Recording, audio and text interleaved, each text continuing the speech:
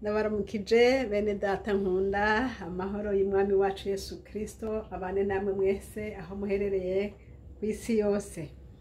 Aho muvugana hano ni Françoise Habonayo. Ndasubiye gushimira Imana data ku buntu bwayo bwinshi itugiriye kugira ngo tuze gusangira namwe ijambo ry'Imana. Yesu nahabwe icubahiro. Uyu munsi numva ijambo ry'Imana mu mutima twosangira namwe. N'ijambo ry'ihumure. Haleluya. Bishoboka yuko hariho umuntu ababaye afise agahinda mu mutima wiwe, afise ububabare adafise ingene yo gusobanurira umuntu, ariko uyu munsi numva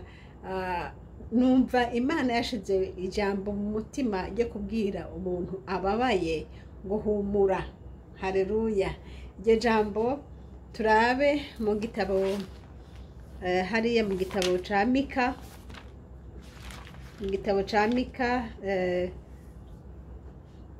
Mika igice c'indwi, hariya ku murongo wa 18 havuga ngo niyihe mana ihwanye nawe iharira ibigabitanyo ikirengagiza igicumuro c'amasigarira yabo yizigiye. Ntuhorana uburake iminsi yose kandi uhimbagwa no kugira imbabazi. Imana nishimwe. Imana yacu ntihorana uburake iminsi yose, kandi ijambo ry'Imana riravuze ngo inezerwa no kugira imbabazi. Umwami wacu nahabwe icubahiro. Nshuti mugenzi uri kurankurikira aho uri hose, uko umerewe sindakuzi, ariko ico nzi nuko imbabazi z'Imana ziracahari. Imbabazi z'Imana ziracahari. Ushobora kuba umerewe nabi mu buryo ntazi, kubw'imvo kanaka ntomenya, ariko nagomba kukubwira ngo imbabazi z'Imana ziracahari. Haleluya. Genda kuri Kristo Yesu wongere umusenge, kandi kumusenga so kwidodomba, kandi kumusenga so kurira. Genda umubwire muri phrase yumvikana, umudondere uko mu mutima wawe wifuza ko bimera, kandi nawe arakugirira neza. Yesu nashimwe. Iri jambo rivuze ngo niyihe mana ihwanye nawe iharira ibigabitanyo ikirengagiza ibicumuro. Niyihe mana? Ntayihari. Ico nokubwira nuko izo ngorane urimwo bishoboka yuko vyoba ari ingaruka y'icaha. Aha ndiko ndakubwira yuko bishoboka yuko ari ingaruka y'icaha. Nico gituma ikintu cose c'ingorane kigushikiye, banza uce bugufi wihane ku ruhande rwawe. Imana ndabizi birashoboka, kandi birashoboka koko. Gusa nuko umwana w'umuntu kenshi na kenshi ntabona yuko hari ingorane yo muvako. Yamavuga ati ni naka. Ariko ntiwibaza uti none kubera iki jewe? Kubera iki Imana yoshima ko bimbakirwa? Bishoboka ko kimwe, bishoboka ko iyo bari icaha wakoze Imana ikabiguhanye. Ica kabiri, bishoboka yuko ari Satani yagusabye, nka kwa kundi yagenda gusaba Yobu kugira ngo irabe kwihangana kwiwe. Urumva rero ni bibiri. Uko bimeze kose rero, hera ku cambere. Nusanga atari ingaruka y'icaha kikuvuyeko, ucugwanana no kwihangana, kandi uzi neza ko bitazokwica kuko Imana yawe iri mu ruhande rwawe. Ariko nusanga ari icaha byavuye ku caha, ndaguhamagarira kwihana. Yesu nashimwe. Ndaguhamagarira kwihana kubera yuko upfukamye ugasaba Imana imbabazi, ukemerera icaha cawe Imana. Nukuri nta yindi Imana ihwanye n'Imana yacu mu kugira imbabazi, ntayihari. Yesu aca kubabarira, kandi akubabariye n'ingaruka yabyo icivaho, kuko akubabariye ntiyoza kuguhanira icaha yakubabariye. Yesu nahabwe icubahiro. Ijambo ry'Imana rero riravuze ngo niyihe mana ihwanye nawe iharira ibigabitanyo n'ibicumuro. Nta yindi hari ni data, kandi akunda kugira imbabazi. Niyo karakiteri yiwe. Haleluya. Imana yacu igira imbabazi nyinshi. Reka rero kwigunga, reka kwiheba, reka kwiririra, reka kurira, ahubwo hanga amaso mw'ijuru. Kandi nababwiye gusenga sukurira. gusenga si ukwidodomba. Formira neza fraze yawe ubwira Imana uti Imana ndagomba kuntabara, kandi niwaronka umurongo ukurengera uwuhagarareko.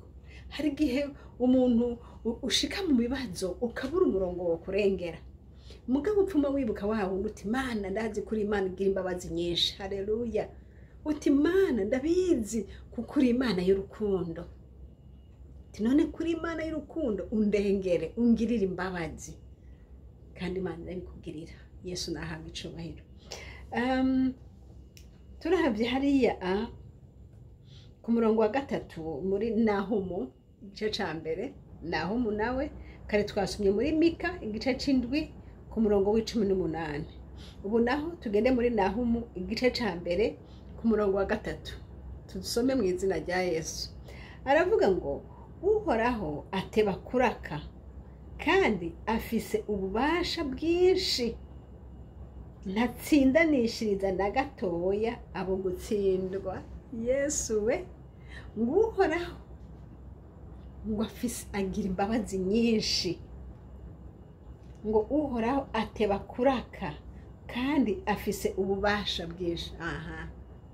Afise ububasha bwinshi. Ndakubwiye naho usanzwe ubizi, ndakwibutse yuko Imana ifise ububasha bwinshi. Bijya ubona ko bidashoboka ku Mana sikigoye.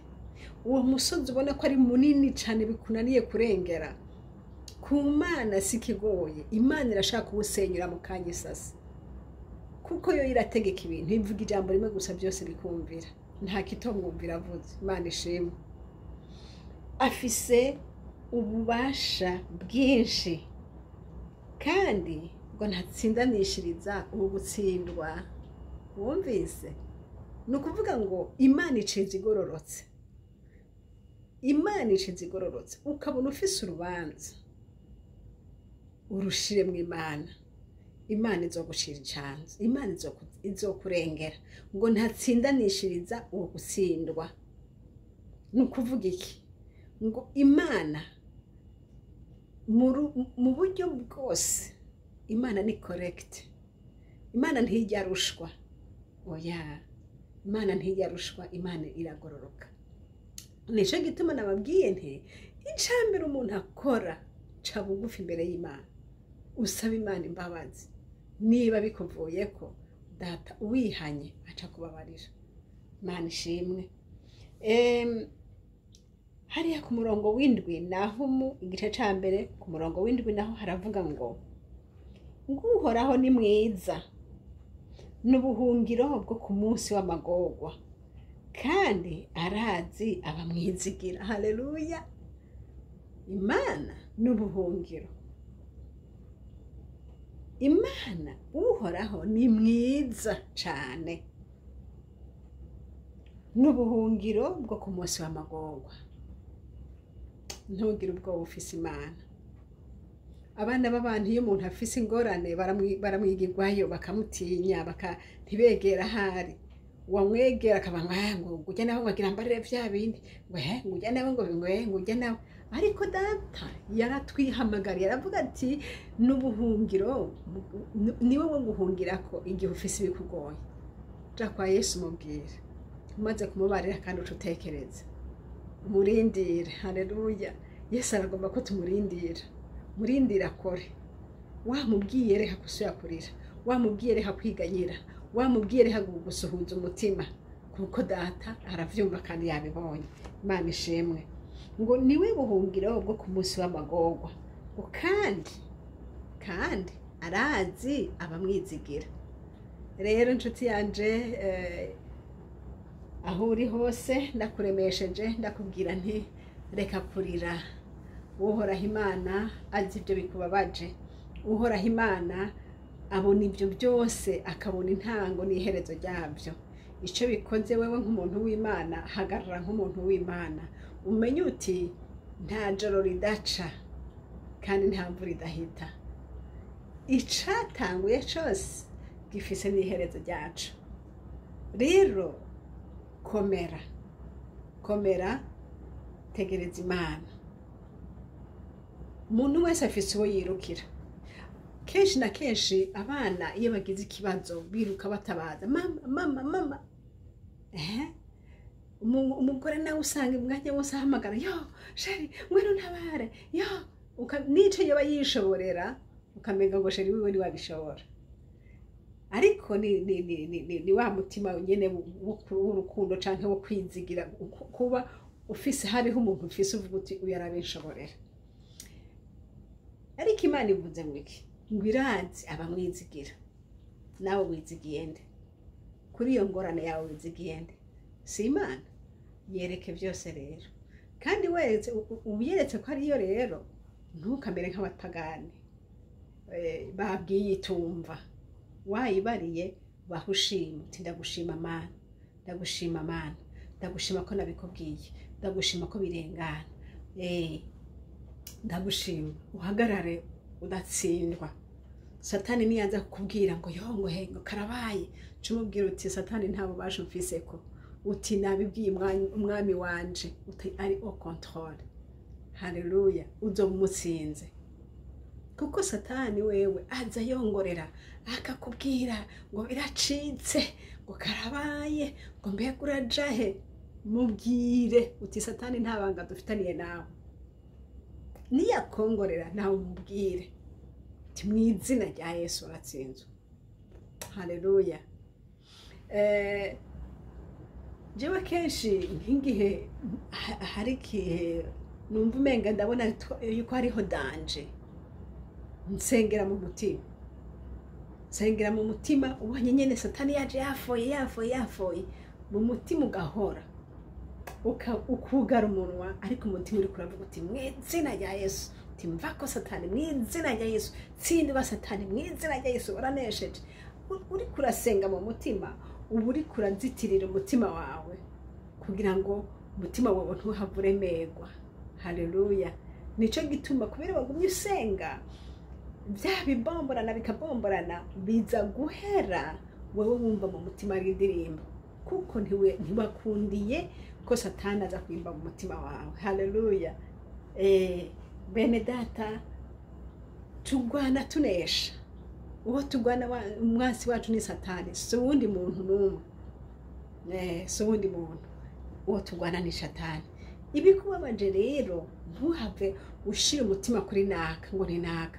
Imana idufashe, turi abantu twambaye umubiri, kenshi umuntu umenga ni naka yakugiriye uko, ariko ntaba ari naka. Umutima ni wakugarukamwo, umutima w'Imana ukakugarukamwo, uza gusobanukirwa ko atari naka, ahubwo uza gusobanukirwa yuko ari Satani inyuma yiwe. Imana idufashe cyane. Ijambo ry'Imana riravuze rero ngo uhoraho ni mwiza, n'ubuhungiro bwo ku munsi w'amagorwa. Niwe wenyine yatwembereye kutumuhungira igihe dufise ibitugoye. Haleluya. Iri jambo turarisanga mu gitabo ca Zaburi 50 ku murongo wa 15. Naho haravuga ngo uzunyambaze ku munsi w'amagorwa, ngo nzogukiza, ngo nawe uzompesha icubahiro. Mwene data nkunda, ivyo byose bikubabaza birungikire Yesu, byereke Yesu.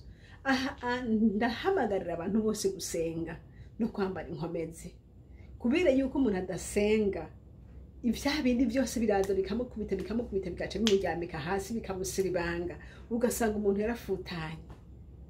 Ariko Bibiliya irambwira ngo niwadendebukirwa ku munsi w'amagorwa, w'inkomezi zawe zizaba zari nke. Bene data, ngwino tugaruke ku nkomezi z'Imana, twikomereze muri Kristo Yesu.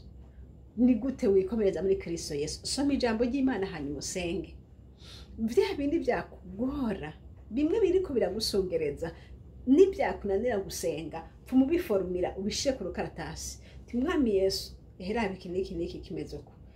Mwami Yesu, ehera iki naco kimeze uko. Mwami Yesu, ehera iki naco kimeze uko. Ufumu vyandika, numara kuvyandika, ucufuka amakuru ku gapapuro, uvuga uti mw'izina ryawe gera Kristo Yesu, ndabikurongikiye. Ibi bintu bindoranirize. Ndakubwiza ukuri, Imana irumva. Imana irumva kandi Imana irakora.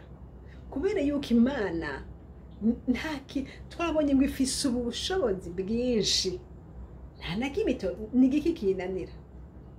Gusa wewe urinde umutima wawe, ntugakore icaha ngo ahava ucumura ku Mana, ntugakore icaha ngo Satani acabona ahagufatira, ariko ugabe uvuga uti Mana ni wowe nkinzo yanje, ni wowe mahoro yanje, ni wowe vyirato vyanje, kandi Yesu agukomeze. Haleluya, Yesu agukomeze.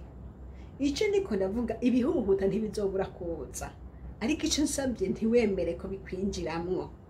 Haleluya, bizorengana. Uyu mubiri wagenewe gukubitwa, wagenewe kunyagirwa, wagenewe gukubitwa n'izuba, ariko ntaco biriko. Ariko umutima urinde. Bibiliya irambwira ngo urinde ubugingo bwawe, ngo urinde umutima wawe, ngo kuko ariho ubugingo bududubiriza. Haleluya, nshuti bagenzi, Yesu wacu aradukunda kandi aratwitwararika. Hano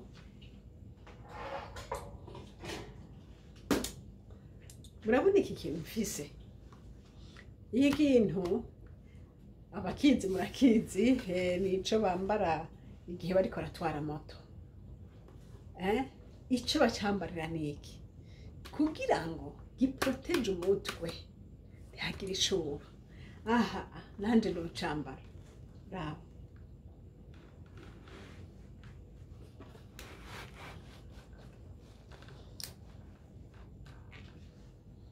Aha naho nogwa hasi ntaco noba.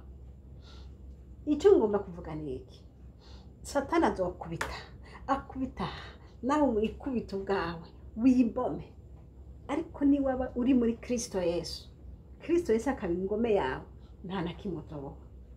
Rero ndaguhamagarira kuguma muri Yesu, umwihishemwo, abe protection yawe. Yesu ntavunika, Yesu ntababara. Yesu yaremeye ko tumushira ko ibyacu byose akaturinda. Jambo ry'Imana riravuga ngo niwe nkinzo yacu. Haleluya, niwe tugwanira umwansi Satani yaduteye. Nuko rero mwene data, Yesu aguhezagire, aguha umugisha, wambare protection, urinde ntihagire ikintu na kimwe kiza kukonona. Ntihagire ikintu kiza kukonona. Ibigucako n'ibiguceko birengane. Ingorane, ingwara zije, ibiki byose bije, wihangane. Yesu wacu niwe mutabazi wacu, akubera inkinzo, yikorera ibyawe, nawe wibera amahoro. Yesu mwami abahezagire. Amen.